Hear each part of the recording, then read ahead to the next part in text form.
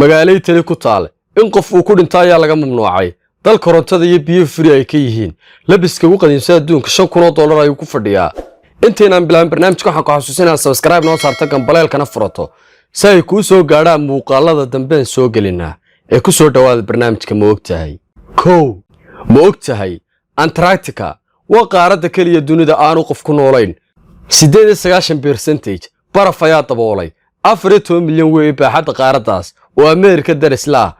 waa eriyadii markabkii Titanic uu ku burburay 2 ma ogtahay Thomas Andrews oo ahaa nashqadeeyay markabkii Titanic inuu isku dhiibay dhimashada isagoo badbaado heli karayay Titanic 2,240 ruux ayaa uu magaalada Southampton ka qaaday dad ka badan 1,500 qof ayaa ku dhintay 3 ma ogtahay 1916 dawladda Mareykanku inay daldashay maroodi 22 jir ahaa oo lagu magacaabi jiray Mary kaasoo dilay gabar tababaraysay 4 ma ogtahay halkii sana shirkadda Toyota inay soo saartay ka badan 2 milyan oo gawadhi ah cajiib 5 ma ogtahay ugu yaraan 300 su'aal ayuu weydiiyay dadka cunuga 4 jirka ahi maalintii 6 ma ogtahay dharka ugu qadiimsan adduunka wuxuu yaalaa Masar qiimihiisuna waa $5,000 7 ma ogtahay sigaarka inuu ku jiro 4,800 kiimiko oo 69 ka mid ah waxay sababaan kansar 8 ma ogtahay Australia waxay leedahay 10,685 xeeb ama jasiirad haddii aad istiraahdo maalin walba mid aad ama maalin walba mid tag waxay kugu qaadanaysaa 29 sano oo cumrigaaga ah 9 ma ogtahay